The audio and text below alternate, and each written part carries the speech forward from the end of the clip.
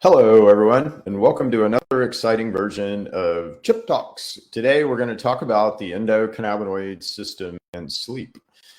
Sleep, obviously, is a major part of our existence. We do it every day. If you don't do it, you will suffer. So it's something that is critical to our existence. We don't really think about it much. And, it's funny when people ask me about sleep, I get a little uncomfortable because it's something that it's hard to explain. It's hard to explain what happens to you. It's kind of hard to explain the mechanisms, that go on during sleep. And it's not like it's, unknown, let's say, but it's just not real clear.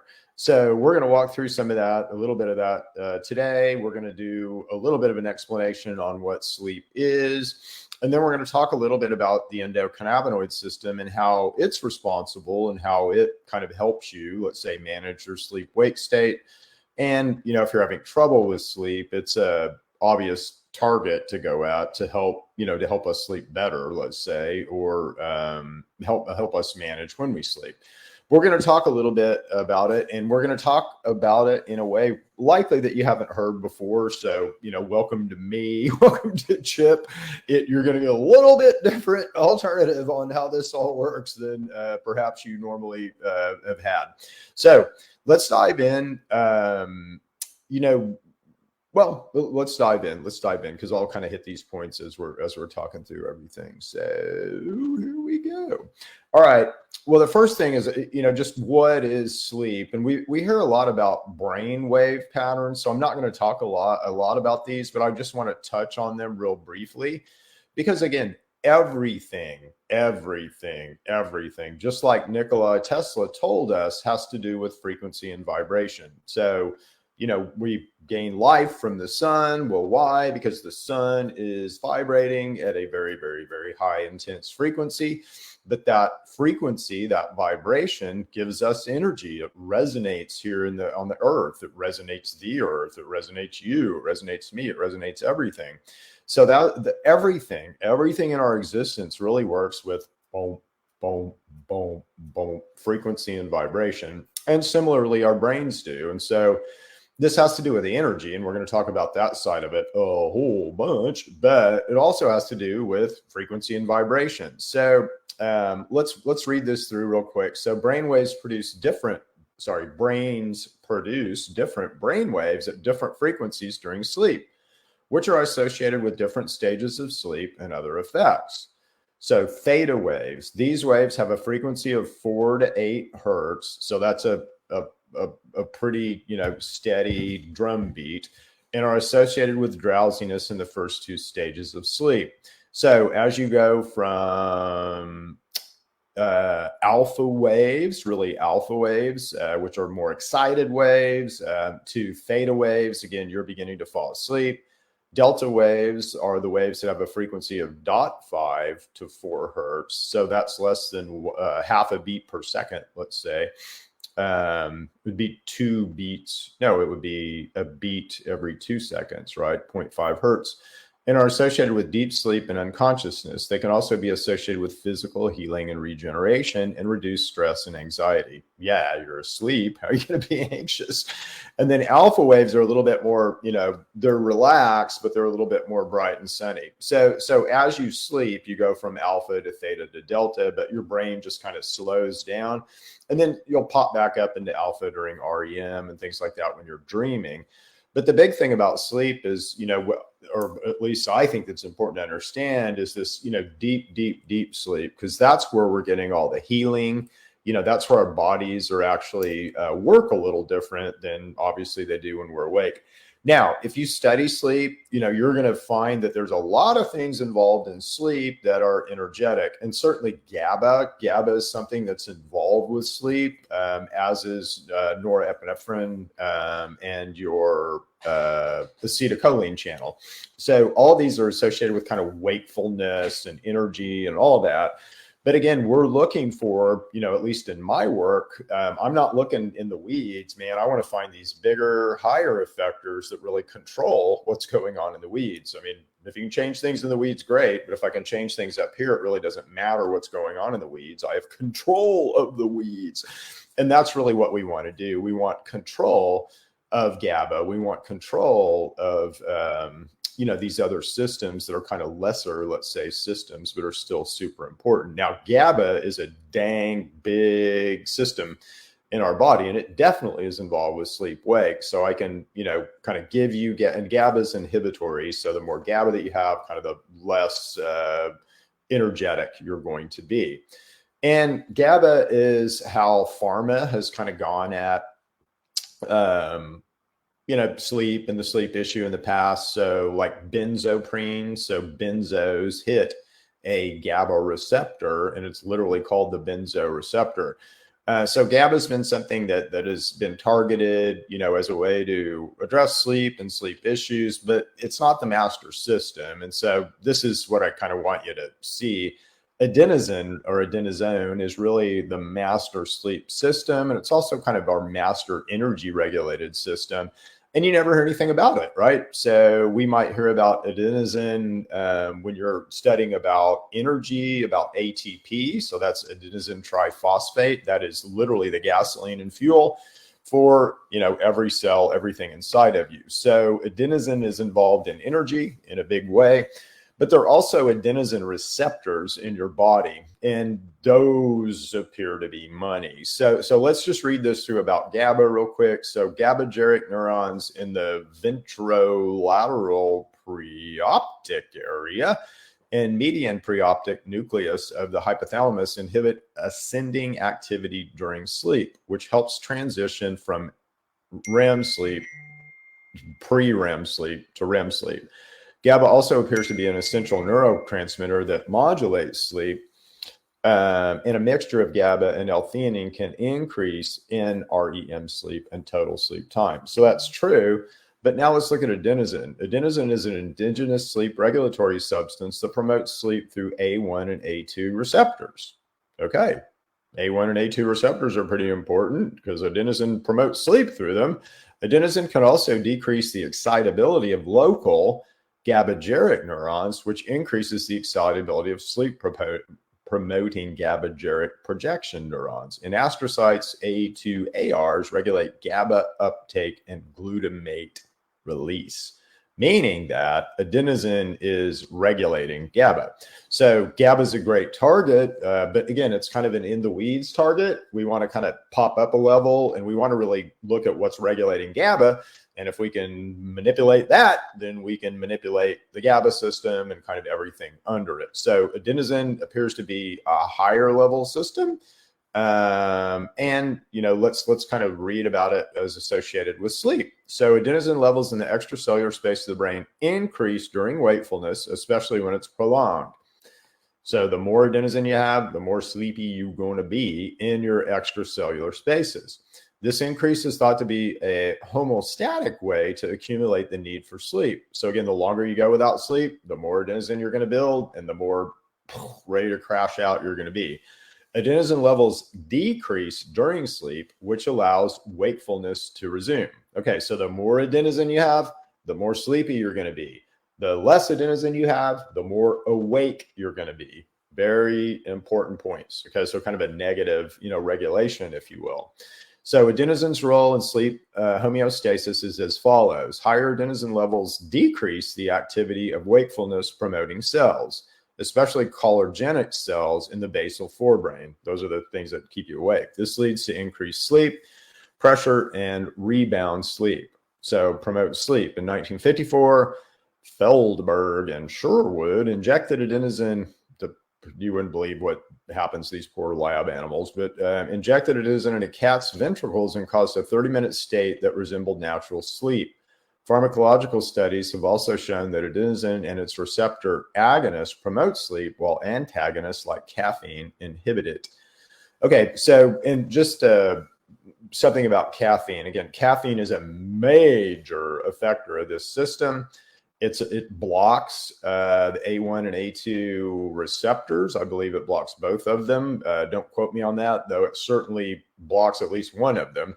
And what that does is it basically blocks the body's ability to understand the adenosine levels. And so you feel awake because it's almost like you don't have any adenosine in you at all. And it doesn't really matter what time it is. It's going to block adenosine no matter when. So adenosine is a neuropeptide that plays a critical role in circadian rhythm and sleep-wake cycle. Oh, so important stuff for people like me, so it plays a role in the sleep-wake cycle, but the circadian rhythm. Okay, so now we're talking about something that's even higher up in function that we can, use to potentially manipulate all these weed things, which is nice. And that's exactly what we're looking for. So it can encode sleep history and modulate circadian entrainment by light. Adenosine can also affect the interactions between the circadian clock and sleep homeostatic mechanisms. So again, adenosine is kind of the crossover between the light, kind of how we're dealing with the light and what we think of as our night and day sleep-wake cycles, and the actual physical interaction with your body. So adenosine stands between that.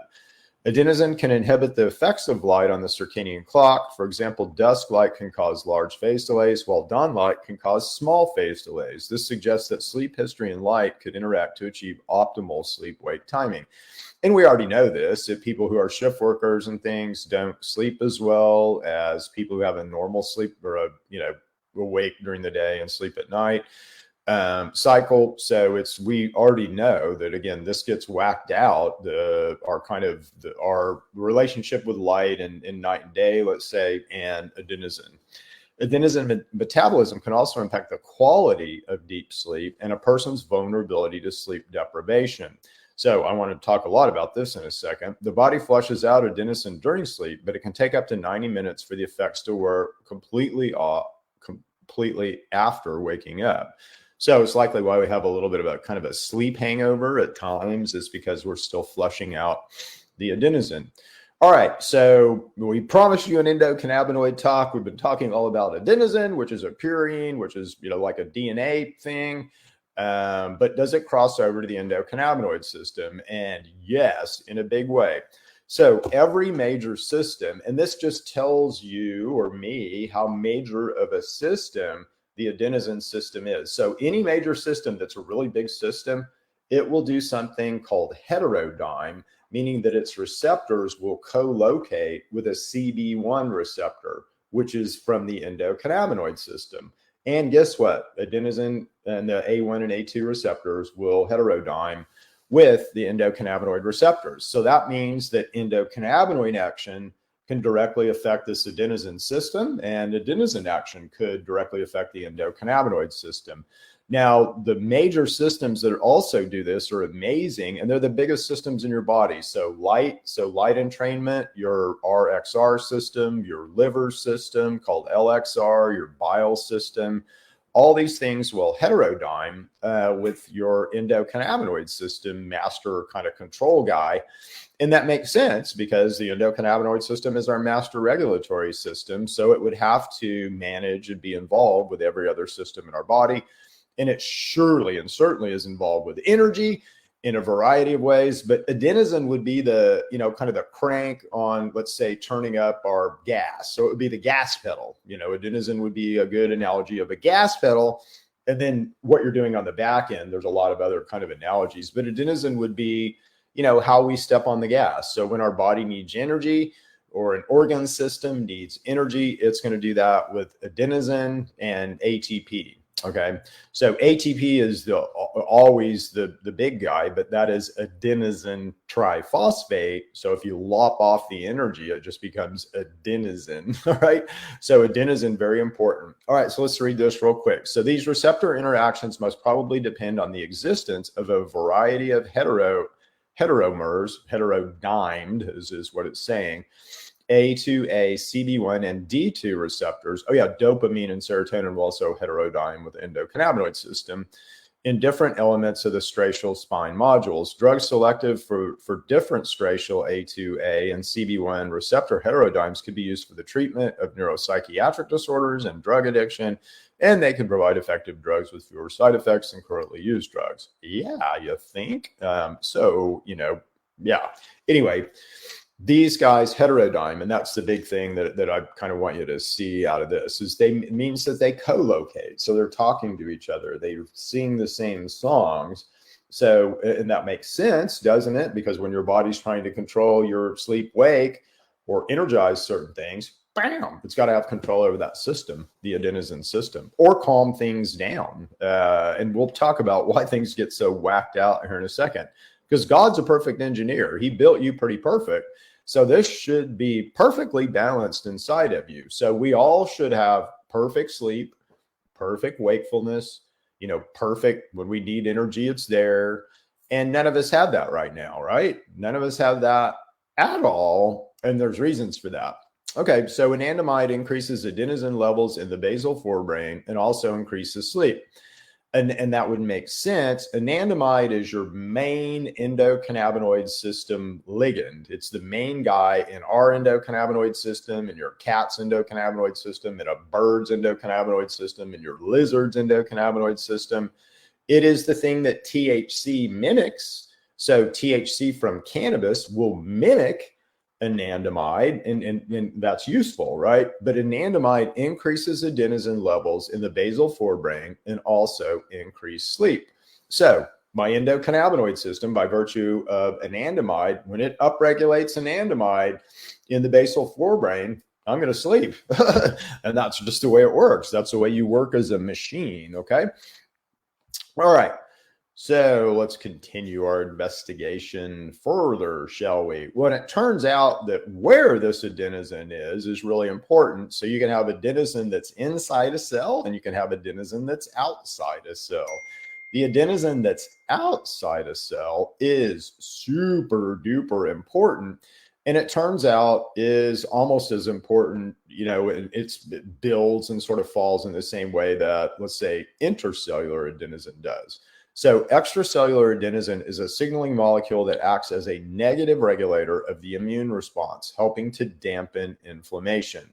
So the more adenosine you have, the better your immune response is going to be.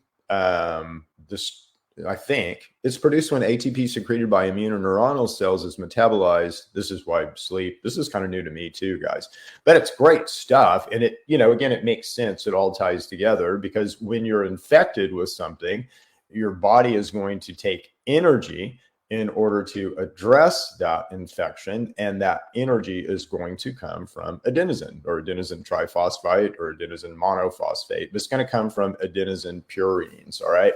So ADO activates purinogenic type 1 receptors, which trigger purinogenic signaling and can modulate both immune and tumor cell responses. So that's really interesting, again, because you've got a situation where you have, let's say, all this energy that's in your extracellular spaces, and adenosine will build and build and build and build. So it's like a kind of an energy thing that's useful until we fall asleep, right? But we may have things that want to grab that adenosine and use it. That would lower the adenosine levels inside of you. So anything, let's say, that's like if you have your immune response trying to use all this extra energy to address like an inflammation or an infection or something, then that's going to lower your extracellular adenosine, and you're going to be awake more. Okay, you're going to be more wakeful. The more competition there is for this adenosine. All righty. Oh, okay. So, yeah. So anyway, there's ways to influence, if you look at GABA, so again, this is something that we kind of do want to influence and don't want to influence. But GABA we can influence directly through the endocannabinoid system, and you can do that really through a 2-AG inhibitor. The other thing that's really interesting too here is that, well, first of all, let me go through this. So again, I have a friend who can't sleep. He drinks a lot of red wine, and I've looked at a bunch of different ways to kind of help him sleep without him having to give up his red wine. But it turns out that red wine, again, gets in the middle of this ATP adenosine thing and can really whack it out, right? So it can really, really mess it up. So, all right, So let's get back to my main screen here and we'll talk a little bit more about this to you guys. Okay, so the big thing, so big points here is that sleep is regulated. Obviously, we know that. We go to sleep at night, we wake up during the day, most of us. So it's a regulated event that kind of cycles. A lot of us have trouble sleeping, right? So a lot of us will wake up during the middle of the night. We won't be able to sleep through the night. We won't be able to get to that deep sleep and we'll wake up, not rested and, not in a good, let's say, mental state because we haven't had that deep sleep. So why would that happen? I mean, God is a perfect engineer. God built your vehicle perfectly. So you should run in that pattern, that perfect pattern all the time, unless there's something happening. And it turns out that infection, inflammation, pathogens, all those things will affect adenosine, which is really the thing that's regulating this whole process, okay? So any kind of infection, any kind of inflammation is going to disrupt that adenosine pattern, and you're likely going to have issues being too wakeful during sleep, okay? And that's what the issues that most of us, none of us have the problem of, well, I fell asleep and I slept for 15 hours and couldn't get up, right? And that would be the opposite of this. And some people do have that problem. Definitely some people do have, and some people have narcolepsy, where they just fall asleep. So there is sort of the opposite extreme of this. But again, most of us have the problem where we wake up too much, right? So we wake up too much in the middle of the night. And that, again, is directly associated with adenosine and this adenosine signaling, and likely associated with some kind of inflammatory event or a red wine event. Okay, but it's some kind of inflammatory event or something that we're doing to ourselves. So that's pretty cool, I think, because now, again, you have the power over your sleep. Once we have this knowledge and once we have this understanding, now I can impact my sleep-wake cycles. And the first thing that I want to do is likely make sure that I'm not infected with some pathogen. So do I have any bugs? Do I have any bacteria, funguses, viruses, or parasites that would absolutely disrupt my sleep-wake cycle? So that's the first thing I've got to figure out. Again, if you want to know how to do that, we have ways to do that. Your doctor has ways to do that. There's tests that you can take. But we need to find out what kind of critters we're carrying around. And it's also good to understand what the composition is of your microbiome. So in science right now, we think of the microbiome as a good thing.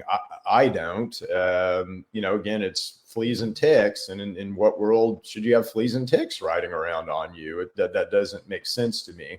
But at the same time, I certainly see its purpose and I understand it as a researcher and I understand kind of what it's doing for us now. I just think if we really understood this thing, how to feed it, how to run it, how to use it, if we had our operations manual or our God-given operations manual somewhere, we wouldn't need a microbiome because we'd be very efficient, in how we run everything. And the microbiome is really kind of a makeup. It's a makeup system. It's a emergency system that helps us around our own ignorance of what we should eat, I guess is the best way to say it.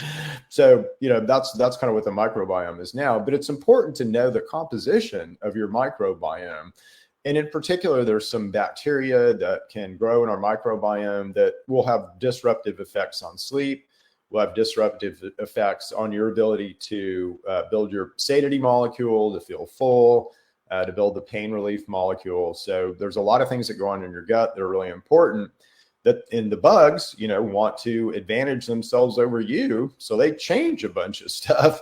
And again, you're built pretty perfectly. So it's stuff that they're changing to advantage them, not you. All right. So that certainly happens. And again, in inflammation, infection. So anytime my body sees something that's not me, right, I'm going to have some kind of event associated with that. And that's going to require energy. So I'm going to suck up as much adenosine as I can when that happens. And guess what happens? My adenosine levels lower, and now I'm more wakeful. Okay. So this is why it's important to really find out if we're infected with anything. All of us are. So if you're questioning, oh, Chip, I'm not infected with it. Yeah, you are. I promise you are. My wife and I live cleaner than almost anyone on earth, and we still are. So, but it's, you begin to have an understanding of kind of how this goes and what you can do to impact it, which is good. So what we're trying to do on this show and everything that we do in True Medics and our clinic and everything is to really, we have a business around it, but we're also trying to give you the information to really impact your own health. We want you to be in control of your health, not, the hospital system or the health system or whatever. Okay, so if you can't sleep, so Chip, you said a whole bunch of stuff. I can't sleep. I get the science. I'm with you, bro, but give me something to help me sleep. So, okay, we've done that. So in True Medics, and True Medics is there in that corner. So the True Medics logo is up there. So you can just go to www.truemedics.com. And you can find here, let's see if I can do a banner. I can do a banner right there. Yeah. So if you go to truemedics.com and just look for the sleep tablets or the sleep tinctures. So those are built to help you sleep. Those are built basically with an eye toward the processes and the mechanisms that go into helping us fall asleep. And you can use those products to sleep. Now, if you're a cannabis person, let's say, or you use medical marijuana, then, there's no better sleep aid on the planet than THC. So and again, you have to kind of take a little bit of an overdose, maybe enough to where you wouldn't feel comfortable, obviously, taking that much during the day. But, and it depends on you. So it's variable, saying if you want help and suggestions, then, call us. I mean, I consult with people all the time, but you can use THC again, and THC will, and I use THC. My wife uses THC to sleep, and that helps us sleep extraordinarily well. I did not take my sleep tablet last night. I didn't sleep as well. I literally, when I take it, I sleep great. I sleep 8 hours. I sleep deeply. And it's stuff that we've made, but it's just THC, CBD and some terpenes. So anyway, the endocannabinoid system is a great target for sleep. And, if I was these pharmaceutical companies, I think some of the lowest hanging fruit as we begin to develop, let's say, Schedule 3 drugs using things from cannabis. So sleep and sleep aids are just going to be the easiest almost thing to target. Inflammation and immune stuff too. But sleep is just such an easy thing that's addressed by, THC at a large dose of THC. There was an old running joke that what happens to you if you overdose on THC? And it's just the best night's sleep you've ever had, is the resulting overdose from THC. And, don't do that. Obviously, you don't want to take too much THC. That's a uncomfortable experience. But before you go to bed, you might. And it will help you sleep. So anyway, we'll leave it there. So hopefully you guys have enjoyed this. Another exciting episode of Chip Talks Podcast. We'll be back next Friday with another exciting episode. We'll see you guys then. Bye.